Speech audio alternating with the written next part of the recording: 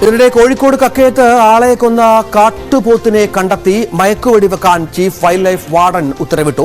പ്രശ്നബാധിത പ്രദേശങ്ങളിൽ സംരക്ഷണം ശക്തിപ്പെടുത്തുന്നതിനും കൂടുതൽ വനപാലകരെ ഉൾപ്പെടുത്തുന്നതിനുമുള്ള എല്ലാ നടപടികളും സ്വീകരിച്ചിട്ടുണ്ട്.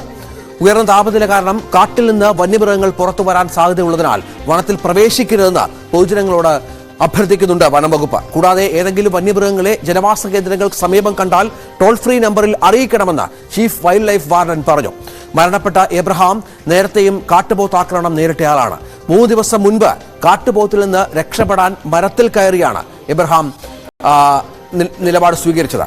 വനം വകുപ്പിന് മുന്നറിയിപ്പ് നൽകിയിട്ടും ഇടപെട്ടില്ലെന്ന് കുടുംബാംഗങ്ങൾ പറയുന്നു.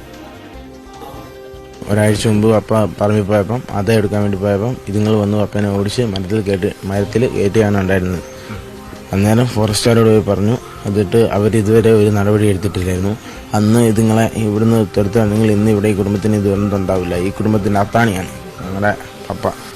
ഇവിടെ ഇപ്പോൾ ഞങ്ങളെ സ്കൂൾ അടിച്ചു വന്നാലും എന്താവശ്യത്തിന് വന്നാലും പപ്പയാണ് ഞങ്ങളുടെ എല്ലാ കാര്യങ്ങളും നോക്കുന്നത്. ഞങ്ങൾക്ക് വേണ്ടിയിട്ട് എല്ലാ കാര്യങ്ങളും ചെയ്യുന്നത്.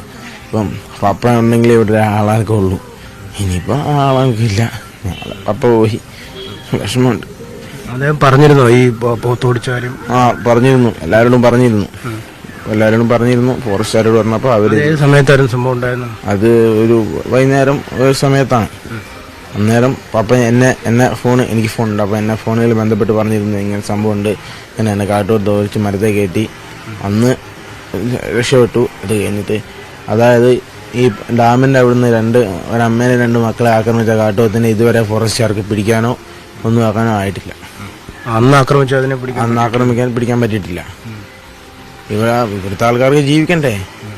ഞാൻ ആദ്യം എൻ്റെ ഒരു സുഹൃത്ത് പുളിക്കലെ PS എന്ന് പറഞ്ഞ ഒരാൾ എന്നെ വിളിച്ച് പറയട്ടെ ഇങ്ങനെ അവറാഞ്ചേട്ടനെ കാട്ടുപോത്ത് കുത്തി എന്ന് പറഞ്ഞപ്പം ഞാൻ പെട്ടെന്ന് എൻ്റെ ഓട്ടോറിക്ഷ എടുത്ത് ഇവിടെയാണ് നമ്മൾ, ഇതും ചെറിയൊരു ഫോറസ്റ്റ് പോലെയാണ് ഇതിന് മുകളിൽ, അപ്പോൾ ഇവിടേക്കാണ് ഞാൻ ഓടി കയറിയത് ആദ്യം. പക്ഷെ ആ പറമ്പിന്റെ കാര്യം നമ്മളത്ര ചിന്തിക്കുന്നില്ല.